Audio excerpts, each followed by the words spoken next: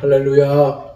오늘도 예배하는 우리 목양교회 성도님들에게 하나님께서 큰 은혜와 또 복을 더하시기를 원합니다.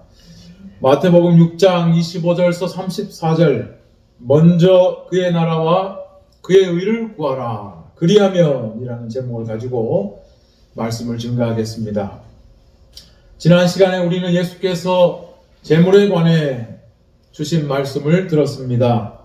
예수님은 보물을 땅에 쌓지 말고 하늘에 쌓으라 하셨습니다. 그 이유는 하늘에는 좀도 동록도 없고 도둑이 훔쳐갈 염려도 없기 때문이라 했습니다. 그런데 보물을 하늘에 쌓는다는 것은 자기 소유를 팔아 다른 사람을 구제하는 행위를 말씀하신 것이었습니다. 재물을 이렇게 쓰는 것이야말로 하나님께서 가장 기뻐하시는 일이고, 또 한편으로 보면 재물신, 그 만몬의 노예가 되지 않는 방법이기도 합니다.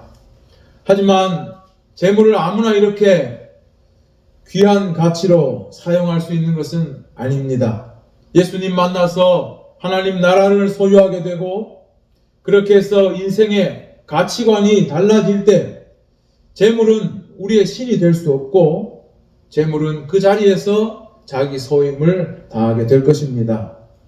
우리 예수 믿는 사람들은 예수님 말씀을 항상 유념하고 살아야 합니다. 하나님 종으로 살 것인가? 돈의 종으로 살 것인가?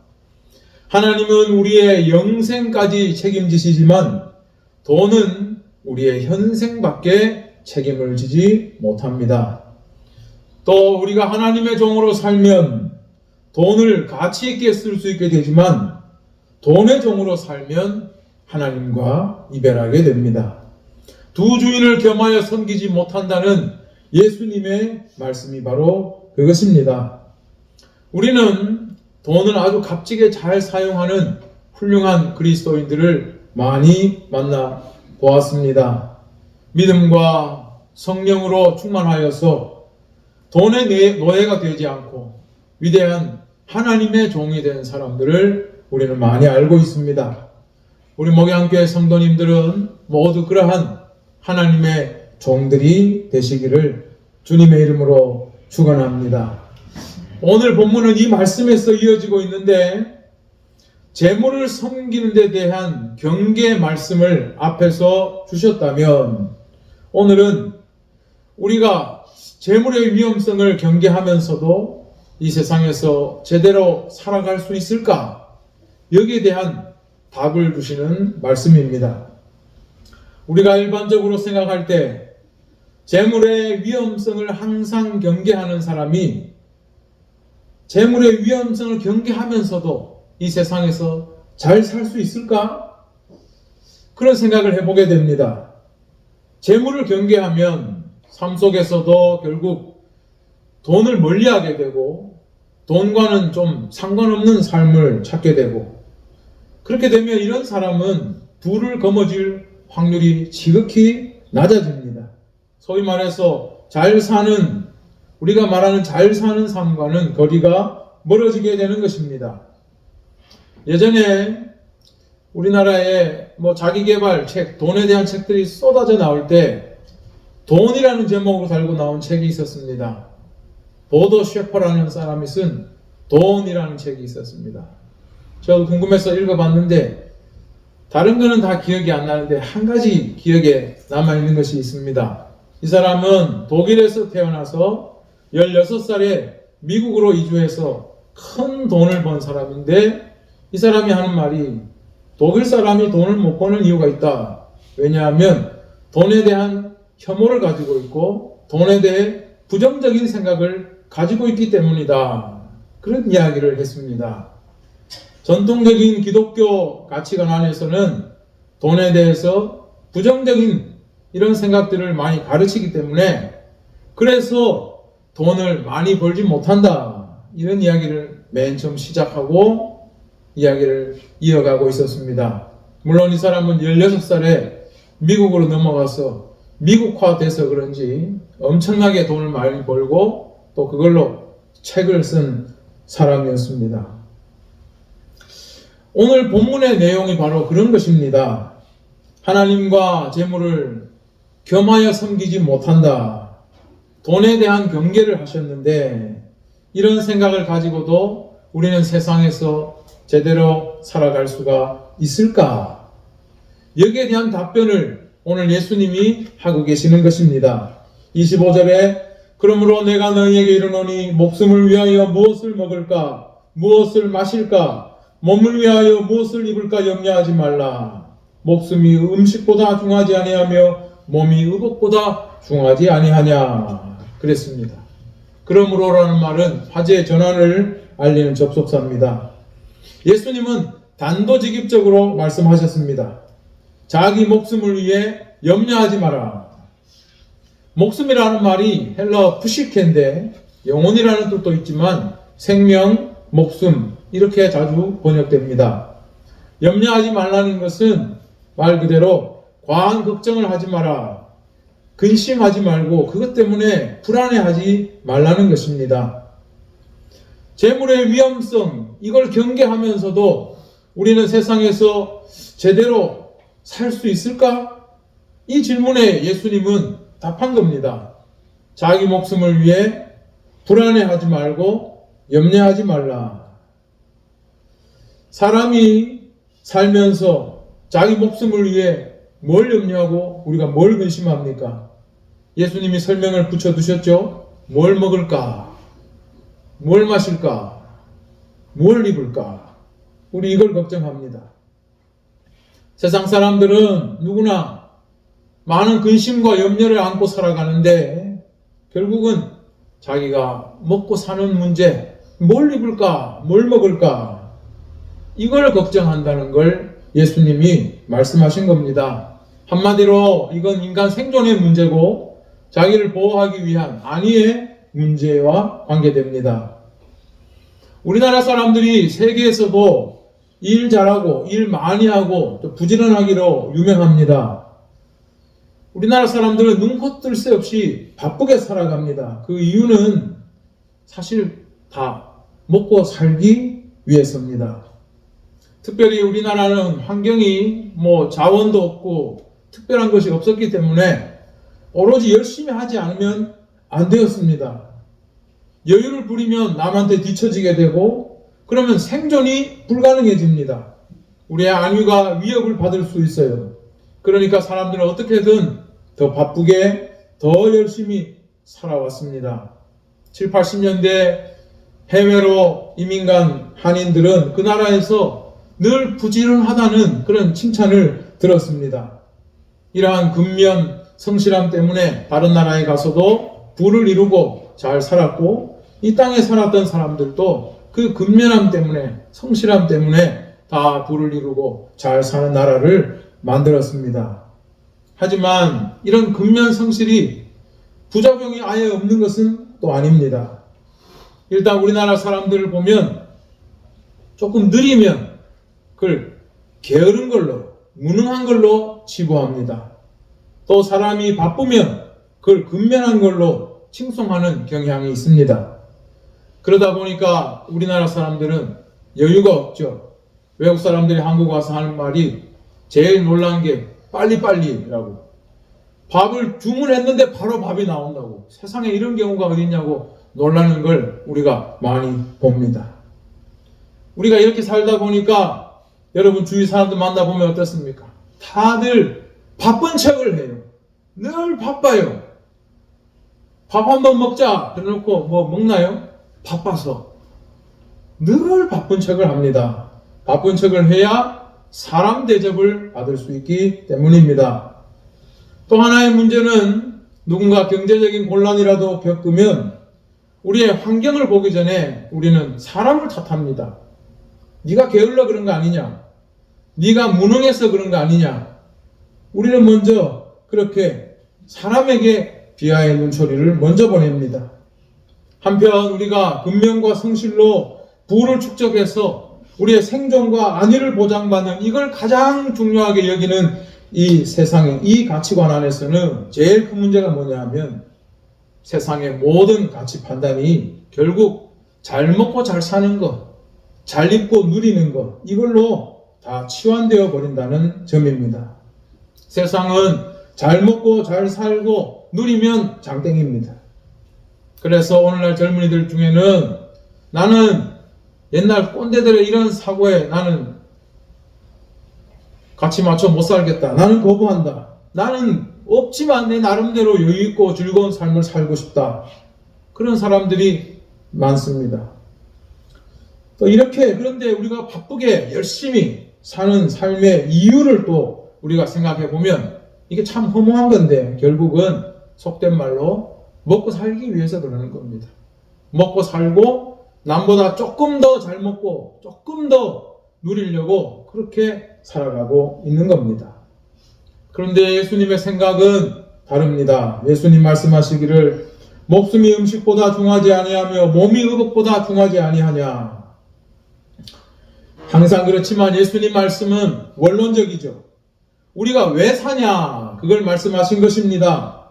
당연히 목숨이 음식보다 중요하고 몸이 의복보다 중요하죠. 그런데 왜 사람들은 목숨보다 음식이 더 중요한 것처럼 우리 몸보다 우리 옷이 더 중요한 것처럼 그렇게 살아갈까요? 예수님은 이미 앞에서도 말씀하셨습니다. 재물의 위험성을 말씀하실 때 하나님과 재물을 겸하여 섬기지 못한다 말씀하실 때 그걸 말씀하셨습니다. 돈이란 건 우리가 살아가는데 반드시 필요한 것이기 때문에 그 반드시 필요한 것이기 때문에 나도 모르게 우리 삶의 자리를 점점 차지하다가 결국은 나를 집어삼켜버리게 되는 것이죠. 마찬가지로 우리가 생명을 부지하려고 먹는 이 음식도 또 우리 몸을 보호하기 위해 입는 이 옷도 자기도 모르게 거기에 점점 집착하게 됨으로써 이 순서가 앞뒤가 바뀌어버리는 겁니다. 목숨보다 음식이 중요하게 되고 몸보다 옷이 중요하게 뒤바뀌어버린 것입니다. 이런 집착은 나중에 이제 더 좋은 것 먹고 더 좋은 것 입으려고 하는 마음으로 바뀌는 거죠. 그러다 보니까 오늘 보면은 더 이상한 일들이 생겨나고 있습니다. 예수님 말씀이 무색할 만큼 이제는 이 음식이라는 것이 목숨을 위한 게 아니라 어떤 다른 용례가 생겼습니다. 음식이라는 것이 이제는 먹고 살기 위한 게 아닙니다. 자랑을 위한 도구가 됐습니다. 여러분 방송과 매체를 보시면 그 방송과 매체의 파급 효과 때문에 사람들이 너도 나도 신기한 거 먹고 특이한 거 먹고 고급스럽고 비싼 걸 먹었다고 자랑하는 문화가 오늘날 굉장히 팽배합니다. 언론, 방송, 인터넷 이런 매체에 나오는 사진이나 영상 같은 거 보면 이렇게 말하는 것 같아요. 너 이런 거 먹어봤냐? 너 이런 옷 입어봤냐? 너 이런 데 가봤냐? 이렇게 말하는 것 같아요. 이처럼 음식의 가치가 전도되어서 여기까지 오다 보니까 이제 음식은 목숨을 위한 게 아니라 자랑을 위한 용도가 더 커진 것 같습니다. 그러다 보니까 음식이라는 것이 이제는 신분을 나타내는 지표처럼 느껴집니다. 비싸고 고급스럽고 특이한 음식을 먹을 수 있고 원할 때마다 놀러 가서 거기서 이런 것들을 먹을 수 있는 이 삶이야말로 괜찮은 삶이고 이걸 못하면 이건 헛산 거 아주 나쁜 인생이 되는 것입니다. 반면에 가난한 사람들은 편의점 가서 컵라면에 김밥 하나 먹는 것도 부담이 됩니다. 누가 이거 만들어 놨습니까? 신문, 방송, 인터넷, SNS 이런 매체가 만들어 놓은 현상인데 사람들은 이걸 진짜로 오인하고 형편에 맞지도 않는 행동을 하고 그러면서 본래의 가치는 점점 더 왜곡되고 전도되고 있습니다. 그래서 누구는 좋고 비싼 음식 먹으면서 우쭐대고 누구는 배고픈데 거기에 절망까지 먹으면서 살아갑니다. 결국은 먹고 사는 문제에 대한 염려와 근심은 점점 더 커져가고 있는 것입니다. 그런데 예수님 말씀하시죠. 공중의 새를 보라. 심지도 않고 거두지도 않고 창고에 모아 들이지도 않는데 너희 하나님 아버지가 기르시나니 너희는 이것들보다 귀하지 아니하냐. 너희 중에 누가 염려함으로 그 키를 한 자라도 더할 수 있겠느냐. 음식에 대해 생각해 보라는 것이죠. 새는 농사도 안 짓고 추수도 안 하는데 잘 살아간다. 그 이유가 뭐겠느냐. 하나님이 만드셨고 하나님이 기르시기 때문이라는 거죠. 그렇다면 새가 이 정도인데 너희는 어떻겠느냐. 이것이 예수님 말씀입니다. 저는 이 말씀이 참으로 아름다운 목소리로 들렸습니다. 왜 아름답게 들렸냐 하면 평소에 우리 그리스도인들이 가지고 있어야 할 그러한 생각을 예수님이 귀에 들려주셨기 때문입니다. 가령 믿지 않는 사람들이 이 세상에서 새가 먹이를 먹고 살아가는 걸 보면 어떻게 볼까요?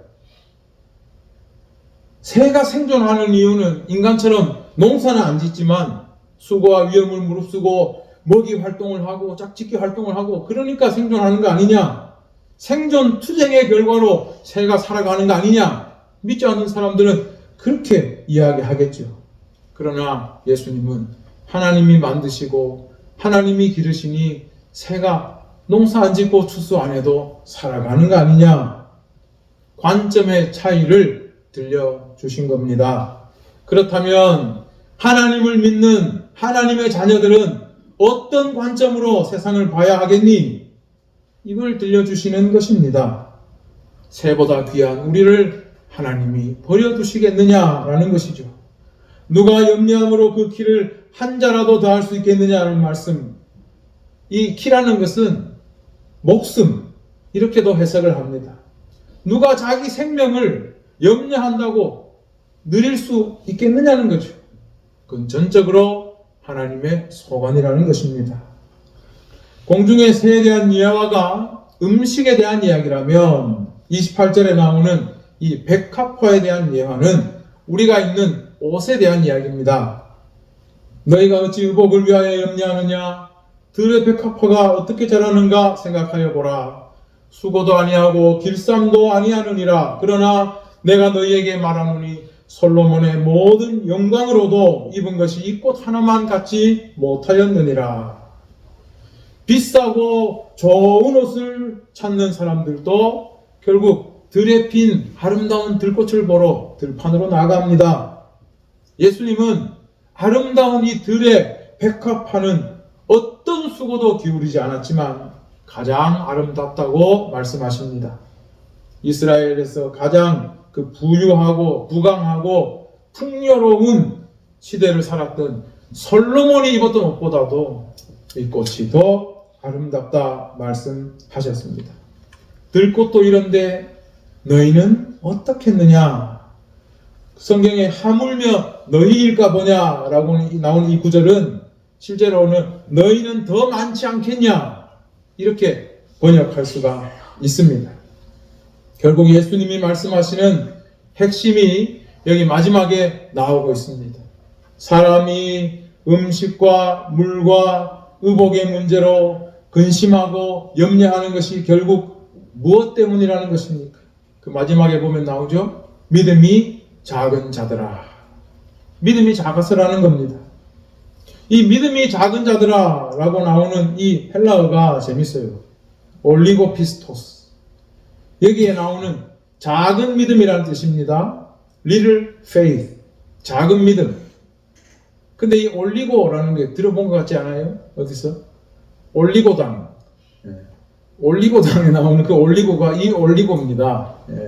그 뭐 단당류가 뭐 적어서 이렇게 결합된 것이 이게 올리고당이다. 그래서 이 올리고입니다. 이 말씀을 하시는 이 대상은 그렇다면 누구겠습니까? 예수님이 믿지 않는 사람들에게 이 이야기를 하는 것입니까? 아닙니다. 믿는 제자들에게, 하나님 나라의 자녀들에게 지금 이 말씀을 하시는 겁니다. 믿음이 작은 자들아. 만약에 믿지 않는 사람들이 그런다면 그건 이해가 되죠. 음식이나 물이나 옷에 집착하고 나 앞으로 어떻게 살아가? 그러면 이해가 되는데 믿는 사람이 만약에 그렇다면 그건 믿음이 작기 때문이라고 예수님이 말씀하시는 겁니다. 너희는 달라야 하지 않겠느냐? 다른 관점으로 세상을 봐야 하지 않겠느냐는 것이 예수님의 말씀입니다. 이것은 하나님 나라의 자녀들에게 하시는 말씀입니다. 그래서 31절, 32절에 보면 그러므로 염려하여 이르기를 무엇을 먹을까, 무엇을 마실까, 무엇을 입을까 하지 말라. 이는 다 이방인들이 구하는 것이라. 너희 하늘 아버지께서 이 모든 것이 너희에게 있어야 할 줄을 아시느니라. 믿음이 작은 자들아 그랬는데, 그렇다면 이 믿음은 어떤 것을 말하는 것일까요? 어렵지 않습니다. 하나님을 믿는 겁니다. 하나님께서 나를 사랑하시고 나를 구원하셨기 때문에, 또한 나에게 약속하셨기 때문에 하나님은 도와주신다는 것을 믿는 겁니다. 그런데 믿음에도 오해가 많습니다. 우리의 믿음은 하나님을 믿는 것인데, 요즘 보면 내가 돈이 많이 생길 걸 믿고, 내가 투자했는데 대박을 칠 것을 믿고, 내가 뭘 했는데 그게 엄청 잘 될 것을 믿고, 이걸 믿음이라고 생각하는 경우가 많이 있습니다. 이런 거는 성경적인 믿음이 아닙니다. 이거는 우리가 희망사항이라고 해야죠. 이걸 믿음이라고 생각하면 곤란합니다. 믿음은 대상이 있어야 되고, 그 대상은 하나님이라는 걸 성경은 분명하게 가르쳐 줍니다. 또 성경은 아무리 곳곳을 찾아봐도 내가 뭐 잘 될 걸 믿고 그런 건 어디에도 없습니다. 오히려 성경은 너희가 하나님을 믿고 너희의 근심과 염려를 내려놓고 그 집착을 버리라고 말씀하고 있습니다. 우리가 언젠가부터 자기가 원하는 게 이루어질 것을 신뢰하는 걸, 이걸 믿음이라고 자꾸 생각하는데, 이거 믿음 아닙니다. 그냥 희망사항, 기대라고 표현하는 것이 맞을 겁니다. 하나님을 믿고 세속에 대한 집착과 염려를 놓는 것이 성경의 가르침입니다. 만약에 이 말씀이 수긍이 안 되고 이 말씀이 공감이 안 되면 신앙을 잘못 배운 겁니다. 성경을 안 읽어서 그래요. 성경을 읽으면 절대로 내가 원하는 걸 얻도록 그걸 나는 믿겠다. 성경에는 그런 말씀이 절대로 나오지 않습니다. 우리는 예수님이 요구하시는 믿음이 뭔지 잘 생각해 봐야 합니다. 평생 예수 믿고 교회를 다녀도 돈에 대한 내가 집착을 못 버리겠다. 나는 염려와 근심이 되어서 죽겠다. 그러면 믿음이 작은 겁니다. 참으로 안타까운 일입니다. 교회를 오래 다녔다고 믿음이 큰 것이 아닙니다. 금방 믿었어도 굳건히 하나님을 믿는 사람들이 있습니다. 그래서 예수님은 어린아이를 데려다 놓고 하나님 나라가 이런 자의 것이라고 했습니다.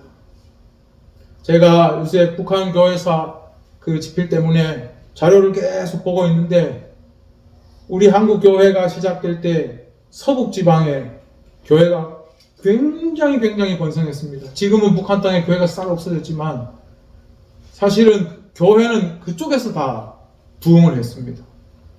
노회가 막 맨날 분리되고 있습니다. 너무 교회가 많이 생겼어요. 어마어마했습니다. 남쪽은 비교가 안 되더라고요.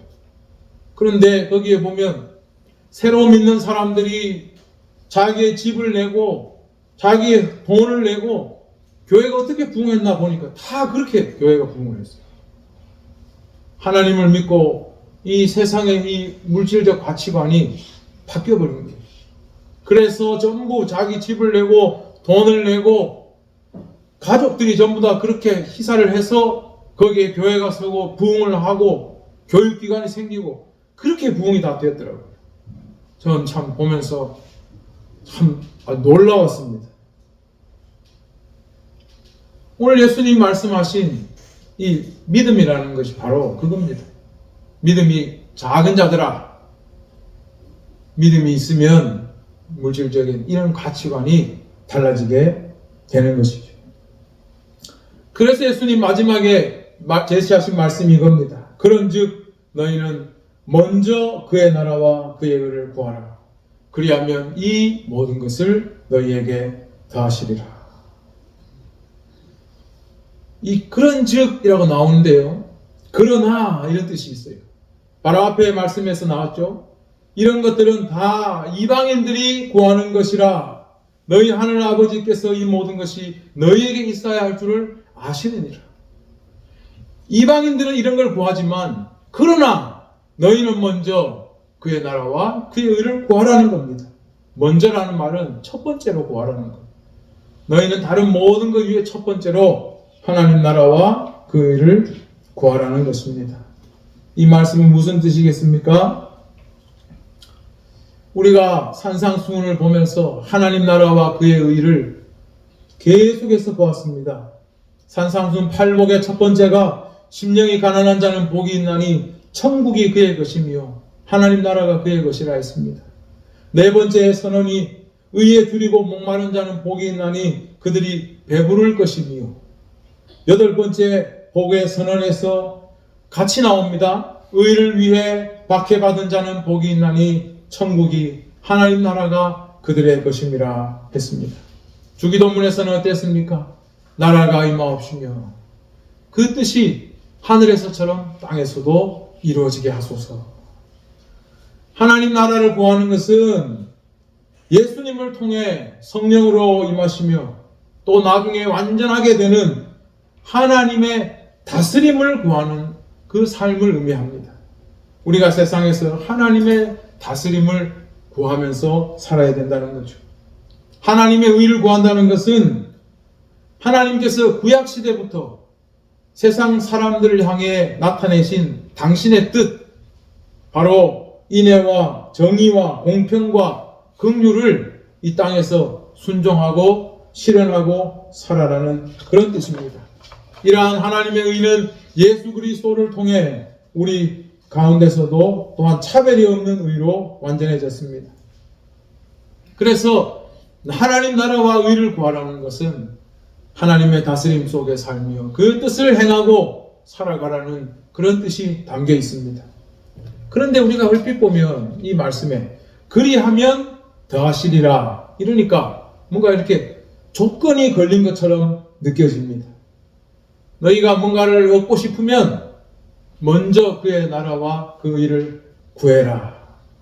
만약에 그의 나라와 의를 안 구하면 너희가 얻고 싶은 거 못 받는다. 좀 이렇게 들립니다. 그래서 어떤 사람들은 이것이 하나님께 원하는 것을 얻는 방법을 예수님이 가르쳐 준 거다. 이렇게 이야기하기도 하는데 아니에요. 그리하면이라고 나오지만 헬라어로는 카이라는 것은 영어로 번역하면 end입니다. 그냥 end.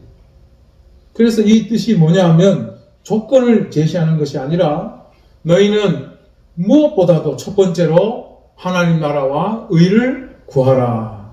그렇게 하면 너희는 하나님께서 하나님 나라를 너희 가운데 두시고 하나님의 의를 행하게 하시고 여기에 더하여 우리가 살아가는 데 필요한 그러한 음식과 그러한 옷도 더해 주실 것이다 라는 말씀입니다. 살아가는 데 필요한 걸 얻으려고 하나님 나라와 의를 구하는 척을 하는 것이 아니라 가장 먼저 삶 속에서 하나님 나라와 의를 구하면 이런 것도 더하여 주신다는 뜻이 바로 오늘의 말씀입니다.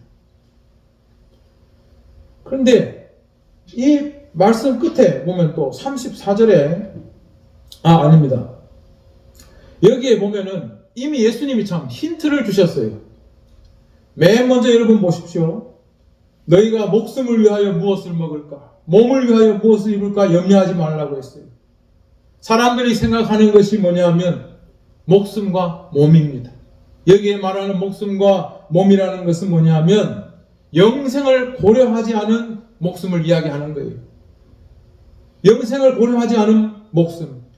우리의 구원을 고려하지 않은 몸만 사람들이 생각한다는 겁니다. 하나님의 자녀는 예수님 믿어서 영혼이 구원받아 몸의 구원을 소망하고 살아야 하는데 세상 사람들은 하나님 나라를 구하지 않으니까 그냥 영생은 모르고 자기 목숨만 생각하는 거예요. 죽기 전까지의 자기 목숨만, 그리고 자기의 몸만 생각하는 거예요. 영혼을 생각하지 못하는 것입니다. 그래서 자기 목숨 연명할 음식과 자기 몸을 보호할 옷에만 집착한다는 것이 예수님의 지적이에요. 정작 우리는 영혼을 위해서 필요한 양식을 얻어야 하고, 성경 말씀에 나오듯이 예수 그리스도로 옷을 입어야 하는데, 세상 사람들은 그걸 모르니까 자기의 목숨만 생각하고 자기의 몸만 생각해서 음식과 옷만 원한다는 거죠. 그래서 예수님 말씀은 뭐냐면 하나님 나라를 구하라. 영생을 주시는 하나님 나라를 구하라는 거죠. 그의 의를 구하라는 겁니다. 우리의 삶을 영원히 지키시는 하나님의 그 공평과 정의, 그걸 구하라는 것입니다. 그런데 우리는 이 마지막에 수수께끼 같은 말씀을 볼 수 있어요. 그러므로 내일 일을 위하여 염려하지 말라. 내일 일은 내일이 염려할 것이요 한날의 괴로움은 그날로 족하니라. 그의 나라와 의를 구하라는 말씀까지는 알겠는데 이 마지막에 수수께끼 같은 말씀이 여기 왜 붙었을까? 그런 생각이 성경 읽다 보면 듭니다. 근데 생각해 보세요. 모든 염려라는 것이 뭡니까? 결국은 염려란 내일에 대한 염려를 말하는 것입니다. 생명과 또 우리의 몸을 보호하기 위한 음식의 문제, 옷의 문제도 결국 지금의 문제가 아니라 내일에 대한 염려입니다. 생각해보면 여러분, 지금 음식이 없는 것은 그냥 고통이에요. 근데 내일 음식이 없으면 어떡하지? 이게 바로 염려와 근심입니다. 내일 먹을 게 떨어지면 어떡하나? 다음 달부터 장사 안 되면 어떡하나? 내년부터 궁핍 빼지면 어떡하나? 전부 내일에 대한, 미래에 대한 생각이 바로 염려입니다. 그런데 우리는 이런 염려를 아직 내일이 오기도 전인 오늘, 지금 하고 있는 거예요. 그 염려를 지금 하고 있는 거예요. 내일은 오지도 않았는데. 그래서 예수님께서 내일 일은 내일이 염려할 것이요 했는데, 이걸 직역하면요, 내일이 그 자신을 위해 염려한다. 내일이 그 자신을 위해 염려한다는 겁니다.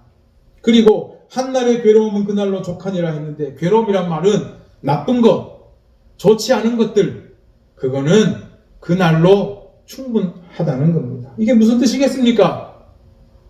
사람이 내일을 걱정하고 염려하는 것은 결국 오늘, 결국 지금이 좋지 않다고 생각하기 때문에 하는 것이에요. 지금 자기에게 나쁜 일이 닥쳤다고 생각하면 내일에 대한 염려가 많아지는 것입니다. 예전에 우리 사택에서 점심 먹을 때 김단호 권사님이 항상 그 밥 푸기 전에 밥뚜껑을 이렇게 탁 열면은 맨날 깜짝 놀라면서 아이고 오늘 밥을 누가 했냐 그래요. 그러면서 아이고 어지간히 배고팠나 보다. 배고픈 사람이 밥을 하면 밥을 너무 많이 해요. 네. 자기가 배고프니까. 네. 세상을 보는 관점이 그렇게 되는 것이죠. 배가 고프면 밥을 많이 하는 거죠. 사람은 현재 자기 형편에 따라 보는 관점이 달라지는 겁니다. 마찬가지입니다. 오늘 내가 내 형편이 너무 안 좋구나 이렇게 생각하면 내일에 대한 염려, 근심이 가득가득 쌓이게 되는 겁니다. 오늘 참 감사하구나, 오늘 너무나 기쁘구나, 오늘 너무나 좋구나. 그러면 내일에 대해서도 염려가 아니라 내일도 좋겠지, 내일도 감사한 일이 있겠지, 이렇게 되는 거예요. 그러니까 예수님께서 내일이 자기 자신을 위해 염려하고 한날의 오늘의 이 나쁜 것들은 오늘로 그냥 끝이다, 족한다, 바로 이런 말씀입니다. 내가 오늘을 어떻게 받아들이고 살아야 하는지에 대해서 말씀하고 있는 겁니다. 오늘을 믿음으로 감사히 사는 사람은 내일도 또 새로운 감사의 날을 맞아 그렇게 살아가겠죠. 하지만 오늘 걱정하고 불평하고 그러면 내일에 대해서도 염려와 근심이 떠날 수가 없는 것입니다. 그러한 염려는 자기를 괴롭히고 결국 곁에 있는 사람을 괴롭히게 되는 것입니다. 결국 이 모든 것은 하나님에 대한 지식이 없고 하나님 나라에 대한 믿음이 없으면 생기는 거예요. 그러니까 예수님이 너희는 먼저 첫 번째로 그의 나라와 그의 의를 구하라 했습니다. 그러면 이런 것들은 다 더해 주신다는 겁니다. 내일에 대해서 우리가 품어야 할 마음은 염려가 아닙니다. 오직 믿음 안에 있는 소망입니다. 하나님 나라와 그의 의를 항상 구하면서 감사함으로 기쁨으로 오늘을 살아가는 그런 우리 목양교회 성도님들이 다 되시기를, 그래서 축복의 삶을 사시기를 주의 이름으로 축원합니다. 하나님